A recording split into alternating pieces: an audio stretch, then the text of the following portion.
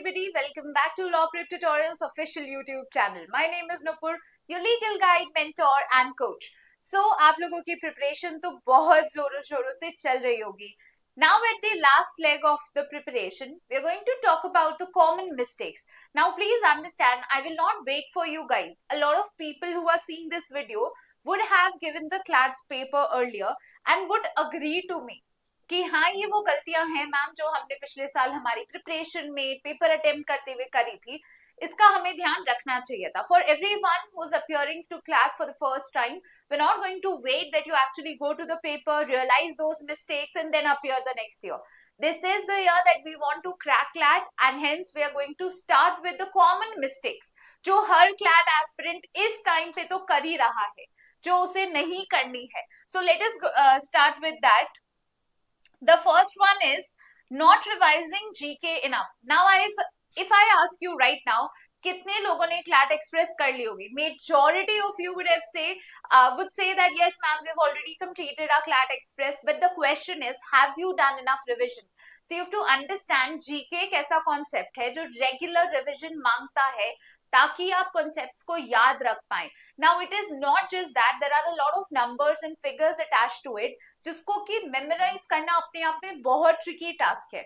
What you can do is use our exclusive feature GK flashcards to improve the same.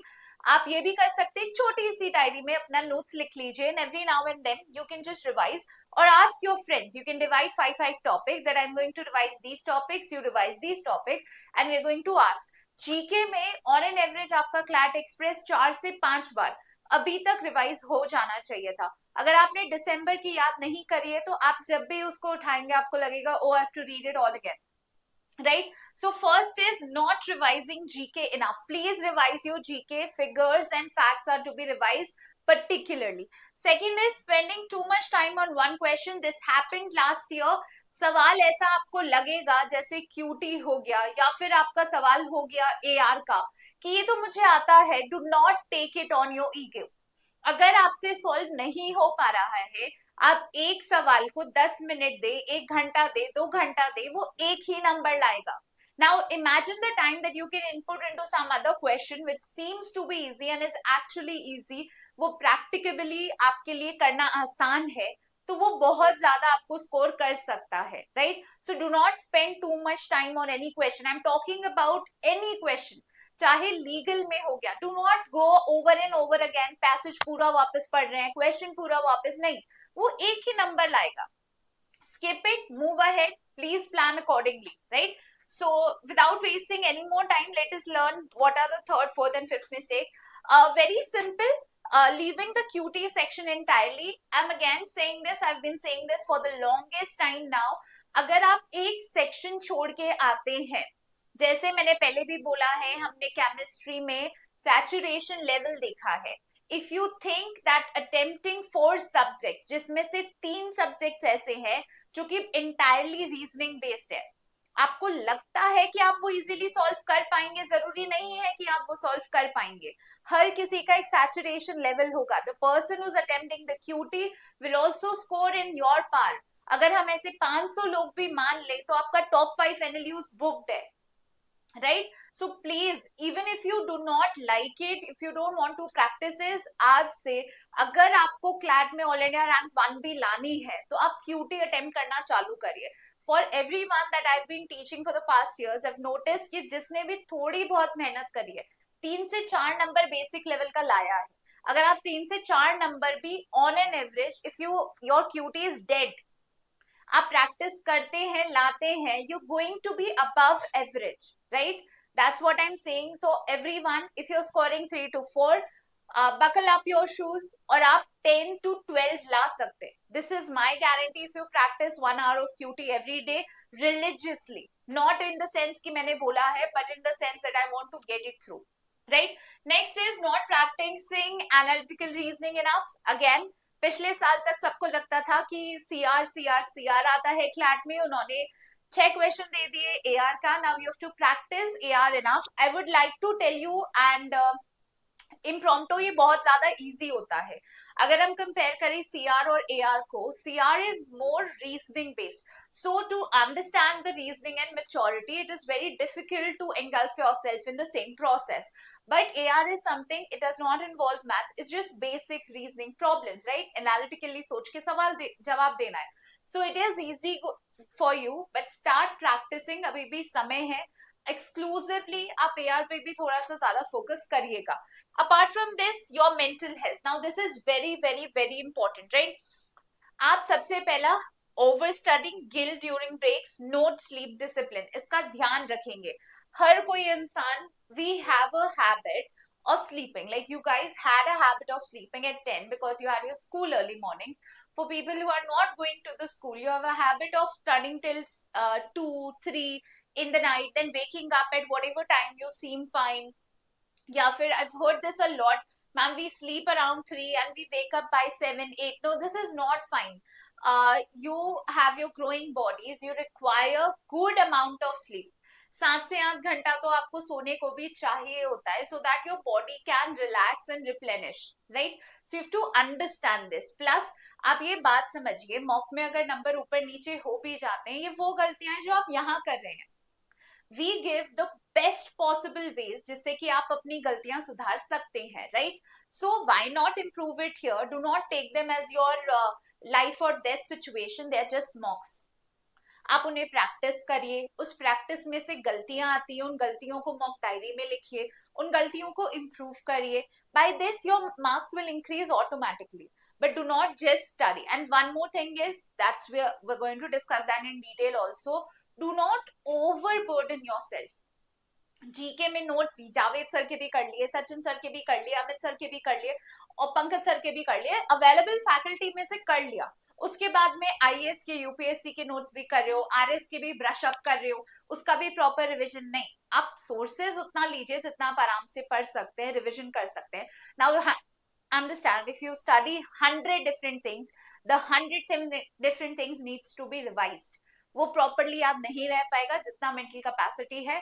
5-6 चीजें पढ़ लो, उनका regular revision करते रहो ताकि आपका आराम से प्रॉब्लम सॉल्व हो जाएगा, right? Apart from this, very very very important is that over educated guesses को यूज करना. यानी जब आप अपने हिंदी में अगर मैं बोलूं तो तुक्के लगाना. Please understand this, that the level of negative marking is going to decide your rank. उसके बाद में आपका legal. तो आप ये बात समझ के चलिए, even though it is a deciding factor, आप जितना negative करते हैं, जितना educated guess लगाएंगे, या तो आता है या नहीं आता है. Do not over utilize yourself on educated guesses. Thinking about studying more than actually studying, ये बहुत common problem है जो मैंने face करी है. Now at the offline and online classes, kids do ask me that what are we supposed to do, how are we supposed to do. I think even people who are asking this are putting an effort, but rest अगर आप ये सोचते रहते हैं यार कितना course है, कब करूंगा, चलो पहले मैं एक टाइम टेबल बना लेता हूँ, फिर उस टाइम टेबल को डेकोरेट कर रहे हैं, देन आप अपना सब्जेक्ट का एक टॉपिक पढ़ रहे हैं, नहीं, ऐसा नहीं चलेगा. Of course, making a timetable is very important, but पढ़ाई का चिंता करना कि कितना बाकी है, कब करेंगे, कब होगा, this is not the right direction. इससे अच्छा जब भी ऐसी चिंता आए, कोई ना कोई क्लैट एक्सप्रेस निकालो, पढ़ लो, कोई ना कोई लीगल के क्वेश्चन निकालो, 50 क्वेश्चन सॉल्व कर लो. अपने आप को ये समझाओ कि मुझे पढ़ाई करनी है, पढ़ाई की चिंता नहीं करनी है. जो इंसान पढ़ रहा है वो चिंता नहीं करेगा. Right? Understood this concept? Now, next is relying on too many sources. I've already explained this. इसको hoarding syndrome बोलते हैं. यहाँ कोचिंग का भी पढ़ लूँ, उस कोचिंग का भी पढ़ लूँ, ये भी पढ़ लूँ, सब पढ़ लूँ. बेटा, जो भी पढ़ा रहे हैं सब लोग, they're very experienced. Please understand the difference between quality content. इसमें आपका टाइम भी वेस्ट होता है. आप एक सोर्स को बड़ा ही अच्छे से पकड़ लीजिए और उसमें फटाफट अपना कोर्स सॉल्व कर लीजिए. कोई बात नहीं, आपको भरोसा रखना पड़ेगा. Right, that it's okay, the sources that I'm getting right now are enough and I will get it through. For the preparation and the sources that each and every institution or basically law prep is providing is enough. इतना सब material है, यही पढ़ लो तो बहुत बड़ी बात है, right? Apart from this, spending too much time searching for the perfect video, जैसे आपको एक concept है, now let us take a concept res ipsa loquitur, negligence, torts. आपने उसको ढूंढने की बहुत कोशिश करी, आपको मिल नहीं रहा है। अब आप सबसे पहला समझे law.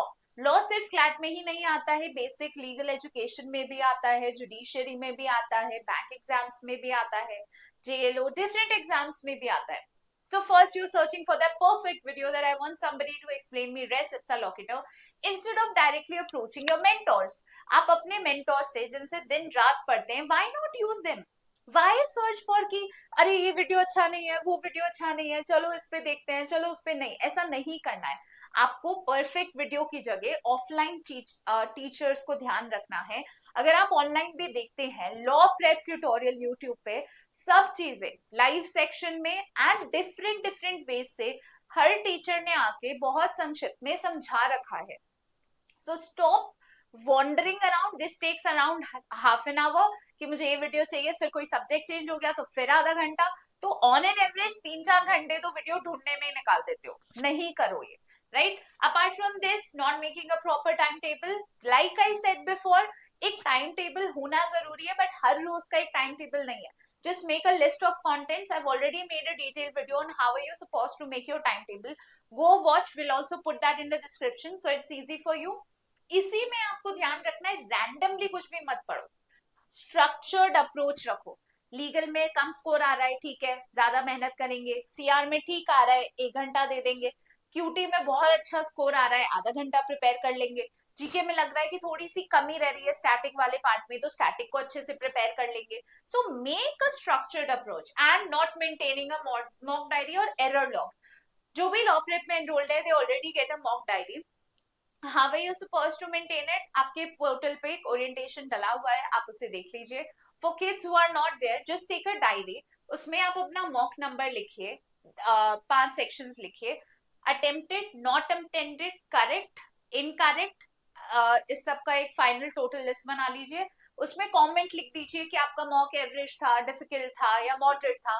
And just put the comments also कि मैंने लीगल में ये गलत किया, मैंने ढंग से पैसेज नहीं पढ़ा, मैंने इंग्लिश में फिगर्स ऑफ स्पीच गलत कर दिया, मैंने सीआर में पैराडॉक्स गलत कर दिया. बस उसको अपना एक ऐसे कि गलतियां क्या हुई है उसको मेंटेन कर रहे हो.